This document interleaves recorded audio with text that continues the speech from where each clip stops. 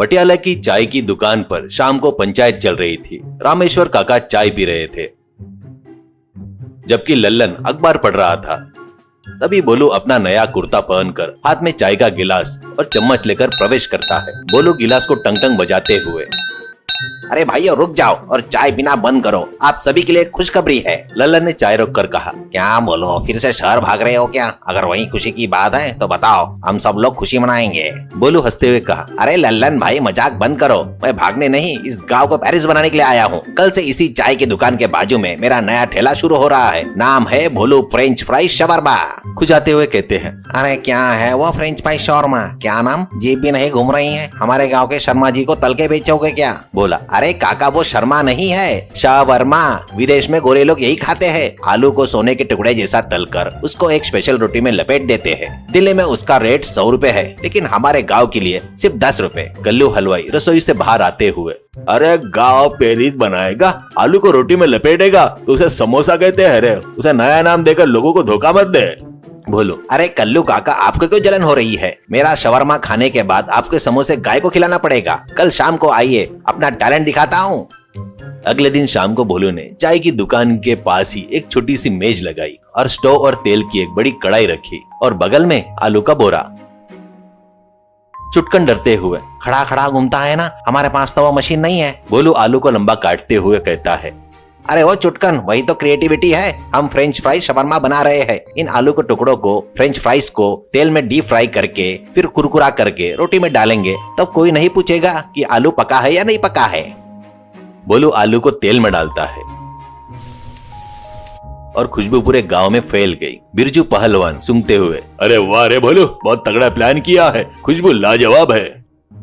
बोलू धीरे से चुटकन से कहा। ओए चुटकन, असली समस्या तो अब आई है। शहर के सॉस का डिब्बा टूट गया है, अब लोगों को सफेद क्रीम कैसे देंगे? चुटकन ने कहा। अरे भाई घबराओ मत, कल रात का जमा हुआ दही है, लेकिन थोड़ा खट्टा हो गया है। उसमें हम घर की बची हुई टमाटर की चटनी, थोड़ी चीनी और थोड़ा चूना, अरे ची ची ची, चूना नहीं, थोड़ा नमक मिलाकर देते हैं, सफेद और गाढ़ा हो जाएगा। भोलू ने कहा। अरे ओए होशियार लड़के, इतना शानदार आइडिया, खट्टा और मीठा मिलेगा तभी तो फॉरेन का टेस्ट आएगा। मिला दे चुटकन, वही तो हमारा सीक्रेट पेरिस सॉस है। शाम के 6 बजे और चाय की दुकान के पास मेला लगा हुआ था। बोलू हाथ में प्लास्टिक कवर लपेटकर जल्दी जल्दी काम कर रहा था। एक मोटी रोटी लेकर उसमें तले हुए आलू के टुकड़े डालकर उस अजीब से खट्टे दही और टमाटर के मिश्रण को गाढ़ा करके डाल रहा था और उसके ऊपर नमकीन और मुरमुरे छिड़क कर लपेट रहा था। सरपंच जी, क्या रे बोलू, देखने में तो अच्छा है पर खुशबू थोड़ी खट्टी आ रही है। बोलू ने सरपंच से कहा। अरे सरपंच जी, वो फ्रेंच की खुशबू है, पेरिस में ऐसे ही होती है, आप आग बंद करके खाइए। सरपंच जी ने एक बड़ा निवाला लिया। उनका चेहरा अजीब हो गया, उनकी आंखें बड़ी हो गई। पंडित जी ने कहा। बताइए सरपंच जी, कैसा है? सरपंच जी निकल ना पाए ना उगल पाए। आहा, क्या कहूँ, जीप पर नारद मुनि नाच रहे हैं। खट्टा, मसालेदार और एक अजीब सा किक है भाई। बिरजू पहलवान, अरे जब सरपंच जी ने अच्छा बोला तो क्या चाहिए? बोलो मेरे लिए 4 लपेट, सॉस जरा ज्यादा डालना। लोग भोलू के दुकान पर टूट पड़े। कल्लू हलवाई कोने में बैठकर बड़बड़ाता है। अरे और खाओ, और कल सुबह तुमको पता चलेगा इसका असली मजा। अगले दिन सुबह सूरज अभी पूरा जगा हुआ नहीं था कि पूरा गांव जाग गया, लेकिन कोई काम पर नहीं लगा और सभी लोग अपने हाथ में लोटे लेकर और दौड़ रहे थे।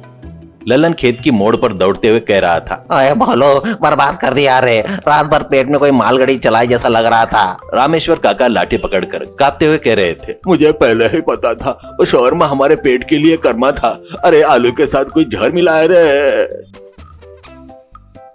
वैद्य जी के क्लिनिक के सामने तिरुपति की क्यू जैसी भीड़ लगी थी। वैद्य जी सर पकड़कर, सभी को एक ही समस्या है, फूड पॉइजन हुआ है। उस भोली ने जो खट्टा दही और बासी तेल मिलाकर खिलाया है, उसने तुम्हारी आंतों को निचोड़ दिया। अब सब लोग त्रिफला चूर्ण लेकर जाओ और पानी में घोलकर पियो।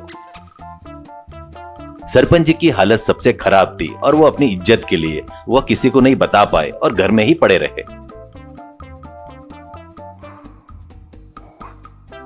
शाम को सभी उदास और लटके चेहरे के साथ चाय की दुकान पर जमा हुए। भोलू को एक अपराधी की तरह बीच में खड़ा किया गया। सरपंच जी थके हुए गुस्से में, अरे भोलू, तू आदमी है या यमदूत? तूने उस सफेद चटनी में क्या मिलाया था? सच बता, नहीं तो गांव से तुझे निकाल दूंगा। भोलू कांपते हुए अपना पसीना पोंछते हुए कहा। गलती हो गई मालिक, वो फॉरेन सॉस नहीं था। चुटकन ने कल दही में टमाटर की चटनी मिला दी थी और थोड़ा खट्टा हो गया था। बिरजू पहलवान को गुस्सा आकर उठते हुए कहा। क्या खट्टा दही? अरे मैंने 5 खाए थे रे, मेरे पेट में अभी भी ज्वालामुखी फट रहा है, मैं तुझे मार डालूंगा। बिरजू भोलू पर झपटने ही वाला था, तभी कल्लू हलवाई ने उसे रोक दिया और कहने लगा, अरे रुक जा बिरजू, उसे मारना मत, मारने से तेरी थकावट बढ़ेगी, उसे पेट दर्द कम नहीं होगा, उसे सही सजा मिलनी चाहिए। रामेश्वर काका, इसके लिए एक ही सजा है, जब तक हम सबका पेट ठीक नहीं हो जाता तब तक वो अपने खर्चे पर अदरक की चाय बनाकर पिलाएगा। सरपंच जी, यह भी नहीं, आज के बाद जिंदगी में फॉरेन के खाने का नाम नहीं लेना चाहिए, इज्जत से मिर्ची भजिया बनाकर गुजारा कर। बोलू सबके सामने हाथ जोड़ते हुए। अरे ठीक है मालिक, अब मैं कभी जिंदगी में उस शौरमा की तरफ नहीं जाऊंगा, हमारे गांव की मिर्ची भजिया ही अमृत है, अभी अदरक की चाय बनाकर सबको पिलाता हूँ। बोलू अदरक कूटने लगता है और गांव के लोग थके हुई मुस्कान के साथ हंसने लगे। इस तरह रामपुरिया गांव में फ्रेंच क्रांति का एक दिन खत्म हो गया और भोलू ने यह सबक सीख लिया कि जो काम नहीं आता है, जो चीज नहीं मिलती है, उस पर लालच करने से अंत में पेट दर्द और चूरन ही बचता है।